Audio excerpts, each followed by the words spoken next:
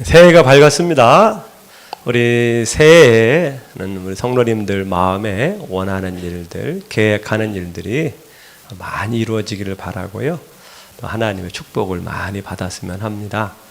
우리 새해에는 또 새로운 결심과 새로운 출발을 할 텐데 우리가 어떻게 하면 2024년 또 새롭게 출발하고 또 복받는 한 해가 될 수 있을까? 여호수아 3장의 말씀을 보면서 함께 나누도록 하겠습니다. 우리 지금 이스라엘 백성들은 새로운 땅 가나안을 눈앞에 앞두고 있습니다. 그리고 그 사이에 요단강이 흐르고 있어요. 지금은 추수 수확기라 비가 많이 내리는 시기입니다.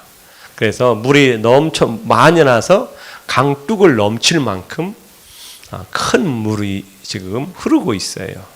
근데 그 강을 건널 수 있는 어떤 도구가 없습니다. 다리도 없고 배도 없습니다. 근데 하나님께서는 이 요단강을 건너라고 말씀을 하셔요. 그걸 건너기 위해서 두 가지를 요구하십니다. 먼저는 제사장들이 언약궤를 메고 가거든 그 언약궤를 따라가라. 첫 번째. 두 번째는 성결하게 하라.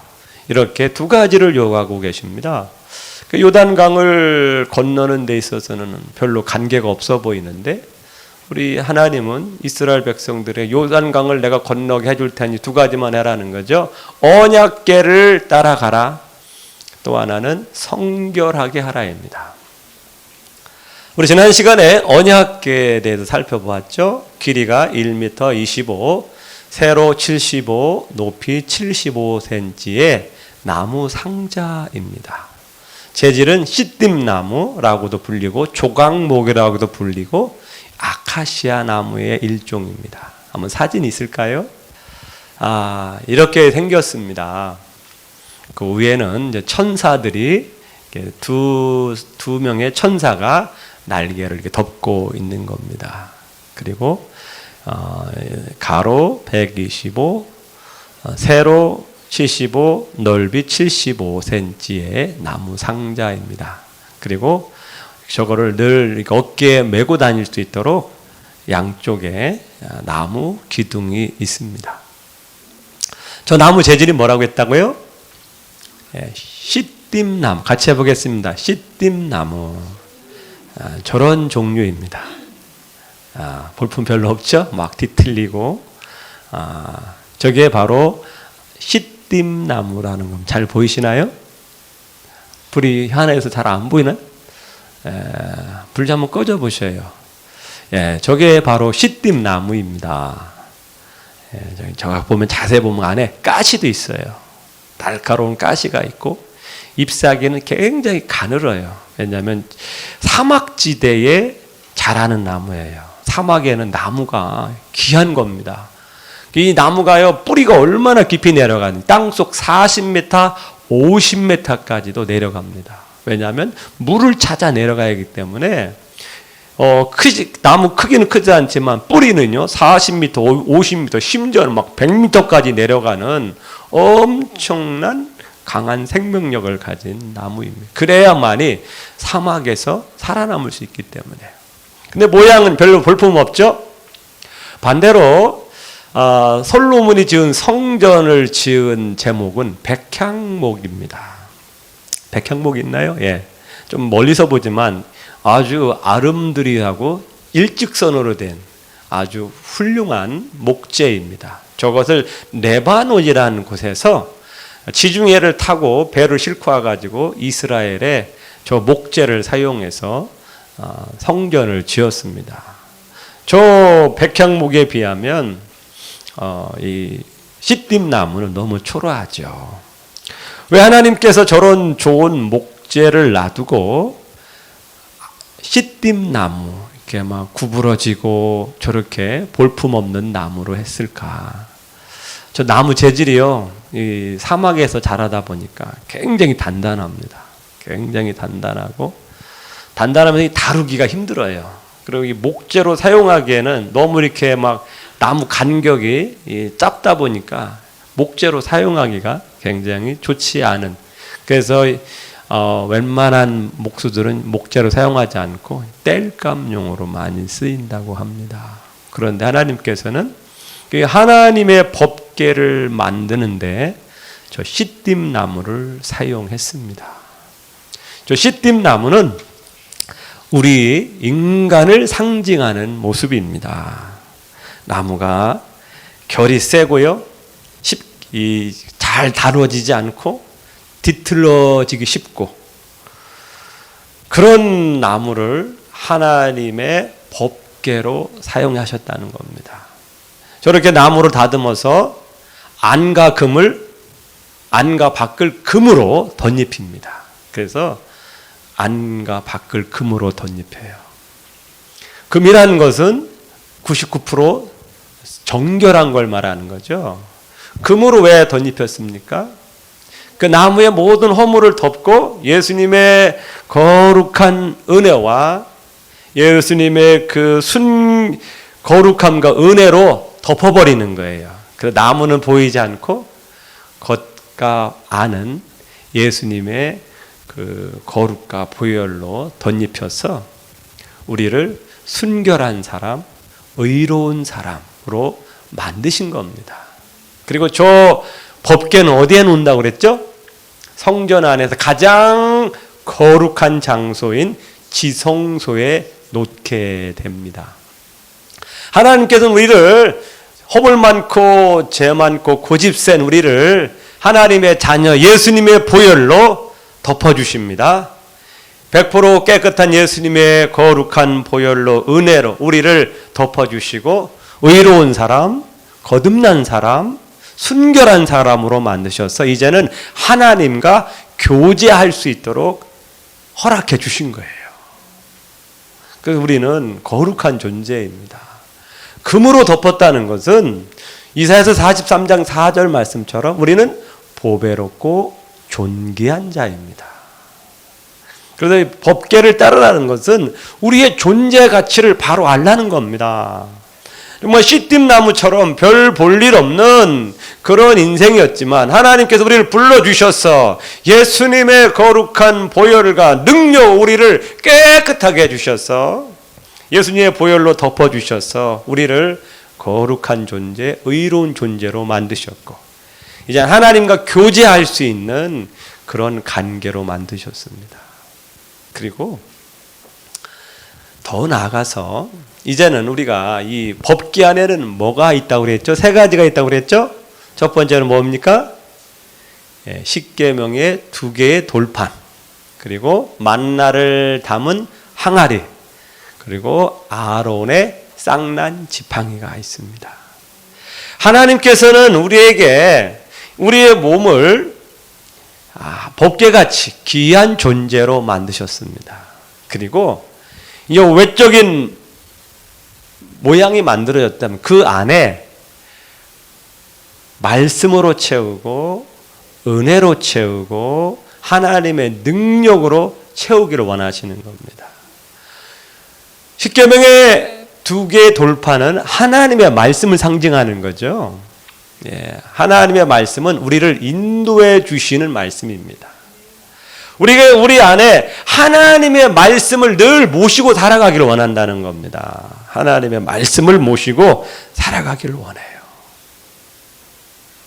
두 번째는 만나를 담은 항아리입니다. 날마다 주시는 은혜를 우리가 날마다 누리며 살아야 합니다. 우리 안에 은혜가 있어야 돼요. 세 번째는 아론의 쌍난 지팡이입니다. 이 아론의 쌍난 지팡이는 능력을 상징하는 거죠. 우리 안에 하나님의 능력이 임하여서 그래야 우리가 죄를 이기고 세상을 이길 수 있는 힘을 주신다는 겁니다. 그래서 우리 안에는 십계명의 2개의 돌판인 말씀을 모시고 살아야 되고 만나를 담은 항아리와 같이 은혜가 우리 안에 있어야 합니다. 은혜 없으면 우리는 우리의 본성이 나오게 되어 있어요.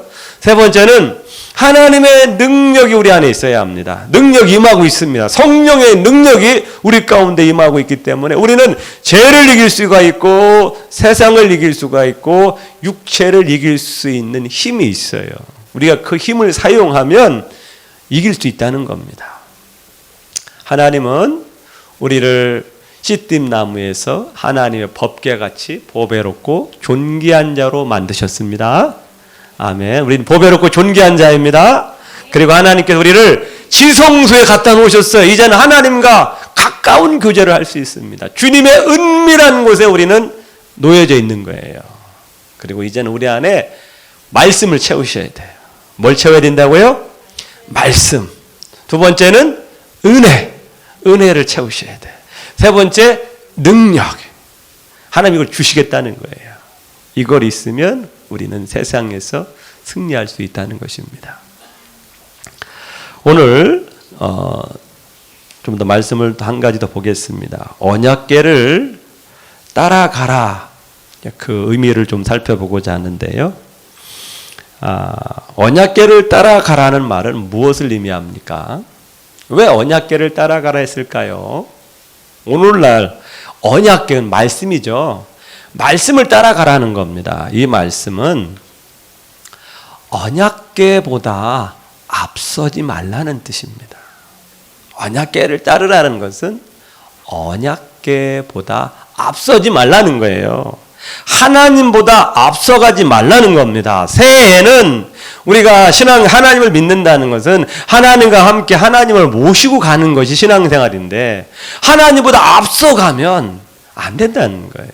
우리는 하나님의 인도하심을 따라가는 자고 그 하나님의 인도하심을 받으며 따라가는 존재지 하나님보다 앞서가면 안 된다는 거예요. 하나님은 우리 안에 거하시면서 우리를 인도해 주기를 원하십니다. 사망의 음침한 골짜기를 갈지라도 우리가 하나님의 인도하심을 받아가면 승리할 수 있다는 거예요. 그래서 2024년에는 법궤를 따라가라는 말씀은 하나님보다 앞서지 말라는 겁니다. 하나님의 인도하심이 아닌 내 계획, 내 뜻, 내 생각을 앞세우지 말라는 거예요. 우리는 그렇게 너무 쉬워요. 하나님보다는 내가 원하는 것, 내가 좋아 보이는 것, 멋있어 보이는 거 있으면 하나님보다 앞서가요. 이것이 우리 인간의 성향입니다. 그래서 새해에는 우리가 하나님보다 앞서지 않도록 우리가 힘써야 합니다. 여러분들 우리가 어디를 가든지 인도를 받아야 돼요. 새로운 길 갈 때 우리는 내비게이션의 인도를 받잖아요. 그렇지 않으면 헤매게 되어 있어요. 우리 앞길에 놓여진 인생은 가보지 않은 길입니다. 우리는 날마다 가보지 않은 길을 걸어가고 있는 거예요. 내일도 미지의 세계고요. 우리는 매일매일 가보지 않은 길을 걸어가는 거예요. 그렇기 때문에 가보지 않은 길을 어디로 갈지 모르잖아요. 그렇기 때문에 우리는 내비게이션의 인도함을 받습니다. 나침판의 인도함을 받아요. 우리에게 나침판은 무엇입니까? 이 하나님의 말씀입니다. 내 생각이 아니에요. 사람들의 의견이 아니고 세상의 가치가 아니라 우리의 나침판은 이 하나님 말씀입니다. 이 나침판의 인도함을 받으며 가야지 이 나침반보다 앞서가면 안 된다는 겁니다. 언약궤를 따르라는 말은 말씀보다 앞서지 말라는 겁니다. 근데 우리 사람은 우리가 좋아 보이는 것, 원하는 것, 멋있어 보이는 것, 나를 행복하게 보이는 것은 그냥 막 달려가요. 그것이 바로 마귀가 쓰는 전략이죠. 마귀는 우리의 눈에 좋아 보이게 하고 우리 귀에 듣기 좋아 보이고 우리 마음에 좋아 보이는 것을 던져요. 그 사람들이 그걸 따라가는 거죠. 여러분들 동물들 덫을 놓을 때 보면은 동물들이 좋아하는 것 갖다 놔요. 먹이를 갖다 놓잖아요. 그 겨울에 먹이 구할 때 그 먹이가 있으면 얼마나 좋아요. 근데 먹이 밑에 덫이 있는 거 아니겠습니까?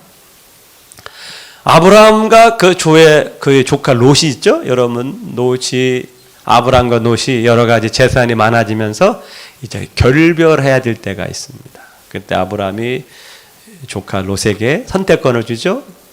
네가 먼저 선택해라. 네가 자하면 나는 우하겠다. 보니까 롯이 멀리 눈을 들어보니까 요단강 쪽에 보니까 물도 많아요. 물도 많다 보니까 목초지도 많죠. 그러니까 양, 소, 염소 키우기 너무 좋은 거예요.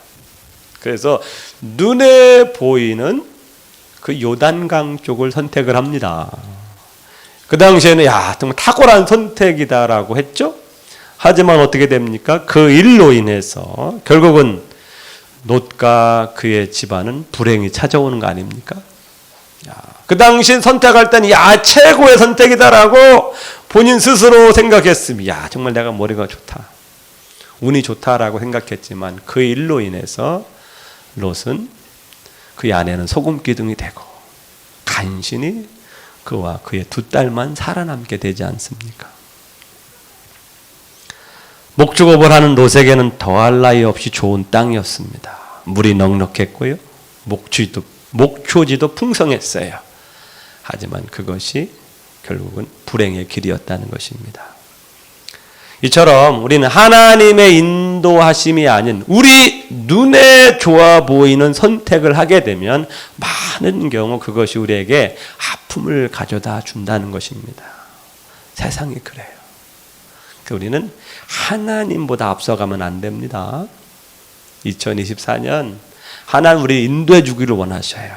근데 자꾸 우리가 앞서가면 안 되잖아요. 우리 인도해 주실 수가 없잖아요. 우리가 새 출발하기 위해서는 하나님의 인도하심이 필요합니다. 그래서 늘 말씀을 따라가는 삶이 되어야 합니다. 우리는 말씀과 기도를 통하여 하나님의 인도함을 받을 수 있어요. 날마다 말씀과 기도를 통하여 하나님, 오늘 어디로 가야 될까요? 이런 문제가 있는데 어떤 결정을 해야 될까요? 하나님께 묻는 연습을 하셔야 합니다. 하나님께 묻고 그래서 성령의 인도함을 받는 그런 삶이 되어야 합니다. 두 번째, 언약궤를 따라갈 때에 적절한 거리를 유지하라고 말씀하고 있습니다. 4절 말씀을 봅니다. 3장 4절 함께 읽겠습니다. 그러나 너희와 그 사이 거리가 2000규빗쯤 되게 하고 그것에 가까이 하지는 말라. 그리하면 너희가 행할 길을 알리니 너희가 이전에 이 길을 지나보지 못하였음이니라 하니라. 너무 가까이 하지 말라 말씀하고 있습니다. 몇 규빗 하라고 그랬죠? 2000규빗. 2000규빗이면 우리가 잘 쓰지 않는 용어인데 한 규빗이 46cm 정도 됩니다. 그러면 2000규빗 되면 약 910m 정도 돼요. 910m면 가까울까요? 뭘까요? 거의 1km 정도 되는데 우리 개인에게는 멀게 보일 수 있지만 지금 수십만의 이스라엘 백성들에게는 그렇게 먼 거리가 아니에요. 그죠? 한 사람한테는 멀 수 있지만 수십만이 볼 수 있으면 좀 멀리 있어야 하잖아요. 이게 적절한 거리였다는 겁니다. 우리는 정확하게 왜 2000규빗으로 했는지는 알 수 없지만 2000규빗은 너무 가깝지도 않고 그렇다고 너무 멀지도 않은 거리입니다. 이것은 무엇입니까? 우리가 하나님의 말씀을 인도함을 받으며 나아갈 때에 하나님의 말씀을 균형 있게 전체적으로 보라는 겁니다. 우리가 신앙생활을 하면서 하나님의 말씀을 균형 있게 보셔야 돼요. 그리고 전체적으로 볼 수 있어야 돼요. 전체적인 방향을 보고 갈 수 있어야 된다는 겁니다. 너무 가까이 있다 보면 뭐 자세히 볼 수 있겠지만은 지금 어디로 가고 있는지를 알 수가 없어요. 그잖아요. 바로 앞만 따라가면 뭐 앞만 졸졸 따라가면 가게 되겠지만은 지금 전체적으로 어떻게 가고 있는지를 알 수가 없어요. 반대로 너무 멀리 서면 세부적인 걸 또 알 수 없어요. 너무 멀리도 너무 가깝지도 않게 균형 있게 조화 있게 전체적으로 보고 가라는 겁니다. 이 말씀은요, 우리가 성경을 볼 때 신약과 구약을 균형 있게 보셔야 돼요. 그럼 신약만 읽으면 안 돼요. 구약은 옛날 거니까 필요 없어가 아니에요. 우린 신약과 구약을 골고루 읽으셔야 돼요. 재미없더라도 읽으셔야 돼요. 창세기도 읽고 마태복음도 읽고 이렇게 균형 있게 조화 있게. 왜냐하면 신약은 구약이 없이는 이해가 될 수 없는 성경입니다. 예수님이 나왔다고 해서 구약이 불필요한 게 아니에요. 구약은 여전히 중요한 하나님의 말씀입니다. 그래서 우리가 신구약 균형 있게 보셔야 돼요. 더불어 우리에게는 믿음과 이성을 균형 있게 사용하셔야 돼요. 오직 믿음만 되는 게 아니에요. 이 머리는 장식용이 아닙니다. 이 뭐라고요? 장식용이 아니에요. 머리는 이해하고 배우라고 주신 거예요. 머리를 잘 사용할 수 있어야 돼요. 근데 우리 신앙인들은 뭐 이성은 무시하고 오직 믿음만 되는데 그게 아니에요. 하나님은 이 머리를 쓰기를 원하시죠. 이 성경은요, 굉장히 논리적이고 합리적이고 과학적이에요. 뭐 단순한 게 아닙니다. 이 성경은 그냥 맹목적으로 믿어야 될 그런 책이 아니에요. 성경은요, 하나님께서 구약에 예언한 것이 신약에 다 예언됩니다. 이게 잘 볼 수 있어야 돼요. 잘 볼 수 있어야 돼요. 우리의 이성을 활용하여 성경을 보면 성경이 더 잘 보여요. 그냥 오직 믿습니다가 아니라 그 믿음뿐만 아니라 우리의 이성을 잘 사용할 수 있어야 돼요. 하나님은요, 굉장히 논리적이고 조직적이고 치밀하신 분이에요. 우리 몸을 보세요. 우리 몸이 그냥 단순한 게 아니잖아요. 얼마나 이 몸이 참 오묘하게 만들어졌습니까? 이 세상을 보세요. 이 세상이 별거 아닌 것 같죠? 한치의 착오도 없이 지금 돌고 있잖아요. 지구도 하루에 한 바퀴, 1년에 360 돌잖아요. 이게 조금만 어그러지면 어떻게 돼요? 큰일 나는 거예요. 하나님은 치밀하게 조직적으로 과학적으로 만드셨어요. 하나님은 우리의 이성을 잘 사용하기를 원하십니다. 그래서 우리가 성경 말씀도 공부할 수 있어야 돼요. 그래야 우리 신앙이 잘하게 되어 있습니다. 아멘. 그리고 이 성경을 내 자의적으로만 보면 안 돼. 자의적이라는 것은 그냥 내 마음대로 보면 안 된다는 거예요. 성경을. 여러분 치사선택이라는 말이 있죠. 치사선택. 이게 뭔 말이에요? 우리 중학생들 치사선택이 뭐야? 치사선택이라는 건 내가 좋은 것만 골라보는 거예요. 고운 거야. 내가 마음에 드는 말씀만 골라보는 거예요. 마음에 안 들면 안 봐. 부담스러우면 안 봐. 이렇게 성경을 대해서는 안 된다는 거예요. 치사선택은 안 돼요. 예. 좋은 말씀도 받고 때로는 쓴 말씀도 받고 책망의 말씀도 받고 예. 격려의 말씀도 받고 골고루 받으셔야 돼요. 성경은. 내가 좋아하는 말씀만 딱 좋아하고 싫은 말씀은 아예 쳐다보지도 않는다? 그러면 안 돼요. 하나님은 다 우리에게 필요하셔서 말씀을 주신 겁니다. 여러분 특별히 책망의 말씀은 더 마음에 새겨 들으셔야 돼요. 그래야 내가 도움이 됩니다. 아멘. 자기의 성향, 입맛대로 성경을 보면 안 돼요. 예, 그래서 내가 복음이 되면 안 된다고 그러잖아요. 마태, 마가, 누가, 요한, 그 다음에 뭐? 내가 복음이 있어요. 내가 복음이라는 건 마태, 마가 4개 성경 중에서 가장 좋은 것만 따온 거예요. 그게 내가 복음입니다. 내가 복음이 있으면 안 돼요. 아셨죠? 우리는 균형 있게 전체적으로 신약과 구약을 균형 있게 보여야 되고 믿음과 이성을 균형 있게 하셔야 돼요. 머리는 장식용이 아니다. 아셨죠? 우리 머리 쓰는 거 싫어하시면 안 돼요. 그래서 공부도 하시고 배우셔야 돼요. 세 번째, 언약궤를 따르라는 말은 언약궤에 집중하고 순종하라는 말씀입니다. 지금 이스라엘 백성들의 살 길은 이 언약궤를 집중하고 강을 건너야 돼요. 근데 딴 데 바라보고 딴짓하면 물에 빠져 죽을 수 있어요. 지금 이스라엘 백성들이 살 수 있는 길은 이 언약궤를 집중하고 언약궤를 따라가는 것만이 강을 건널 수 있는 길입니다. 우리가 신앙생활을 하다 보면 길을 잃을 때가 있어요. 방황을 할 때가 있습니다. 왜냐하면 목표물을, 초점을 놓쳤기 때문에 그래요. 여러 가지 갈림길에서 이 말씀의 길을 걸어가야 되는데 수많은 갈림길에서 이 말씀의 길을 놓치고 딴 길로 빠지는 거죠. 세상 말로 삼천포로 빠지게 되는 겁니다. 그렇게 되니까 우리가 어려움이 있는 거예요. 왜냐하면 세상은 우리의 눈과 마음과 길을 빼앗아서 하는 게 너무나 많아요. 가다가도 우리의 눈과 길을 빼앗아가는 게 너무나 많아요. 집중하다가도 다른 것에 우리의 마음을 빼앗아가는 게 너무 많습니다. 우리의 눈과 정신과 마음을 빼앗아가는 게 너무나 많기 때문에 우리가 이 말씀에 집중하지 않으면 길을 잃을 수 있다는 겁니다. 아멘. 이 혼란한 세상, 아까 말씀드렸지만 우리에겐 성경은 우리 신앙의 나침판입니다. 내비게이션입니다.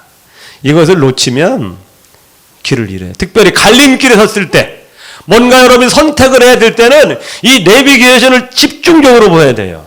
고속도로에서는 그렇게 자세히 안 볼 필요 없어요. 하지만 빠져나가야 될 때가 있어요.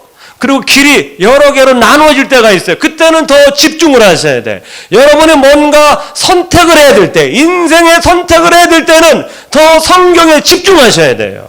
선택이 없이 일상의 삶 때는 그냥 말씀 따라가면 되지만, 특별히 뭔가를 결정해야 되고 선택해야 되고 판단을 해야 될 때는 집중을 하셔야 돼요. 아셨죠? 인생의 큰 일을 결정할 때는 더욱 집중하셔야 돼요. 더욱. 언약궤를 따른다는 것은요, 언약궤가 직진하면 나도 직진, 언약궤가 우회전하면 나도 우회전, 좌회전하면 좌회전하는 거예요. 이게 언약궤를 따라가는 거예요. 주님이 가시면 나도 가고 주님이 멈추면 나도 멈추는 거예요. 근데 많은 경우는 나는 가기 싫은데 주님은 가. 나는 가고 싶은데 주님은 멈춰. 그럼 어떻게 해야 돼요? 그게 참 어려운 거예요. 나는 가기 싫은데 주님은 계속 가네. 나는 가고 싶은데 주님은 멈춰. 그럼 힘들죠. 그때가 우리가 선택을 잘해야죠. 그때 어떻게 해야 돼요? 그때가 바로 순종이 필요한 때입니다. 순종. 늘 주님은 내가 원하는 길만 가는 게 아니에요. 나는 가기 싫은데 주님은 가요. 나는 가고 싶은데 주님은 멈추라고 해. 그때가 힘들어요. 그때 어떻게 해야 돼요? 순종하는 겁니다. 순종하셔야 돼요. 그래야 하나님의 일하심을 경험할 수 있는 겁니다. 올해 저는 성도님들의 하나님의 능력, 하나님의 일하심을 체험하는 한 해가 되었으면 합니다. 아는 게 중요한 게 아니에요. 아는 것도 중요하지만 그 아는 것을 내가 몸소 체험을 해야 돼요. 정말 하나님이 살아계시다는 걸 체험할 수 있어야 합니다. 그러면 신앙은요, 경험이 쌓이다 보면 믿음이 생길 수 있는 거예요. 그래서 순종이 필요합니다. 아멘. 말씀을 정리합니다. 언약궤를 따르라는 것은 말씀보다 앞서지 말라. 내 계획, 내 생각, 내 뜻이 앞서가면 안 된다는 거예요. 내가 원하고 내가 좋아하고 내게 멋있어 보이고 내게 행복해 보일지라도 말씀보다 앞서면 안 된다. 두 번째는 적절한 거리를 유지하라는 거예요. 그것은 말씀을 균형 있게 전체적으로 보라는 겁니다. 너무 한쪽에 치우치면 안 돼요. 그럼 이단이 되는 거예요. 사람이 편협해져요. 말씀을 한 구절만 보면 안 돼요. 이 구절도 보고 저도 봐야지. 한 구절 보고 이게 정답이다 하면 안 돼요. 그러면 이단이 나오는 거고요. 사람이 편협해지는 거예요. 그래서 우리는 균형 있게 전체적으로 보고 믿음과 이성을 조화롭게 사용하셔야 합니다. 아멘. 그리고 집중하고 순종하라는 거예요. 특별히 선택의 길에 있어서 뭔가를 결정하고 판단해야 될 때는 더 말씀에 집중하셔야 돼요. 그리고 내 뜻과 내 생각에 맞지 않으면 어떻게 하라고요? 순종하셔야 합니다. 아멘. 그런 한 해가 되시길 축복합니다. 아멘.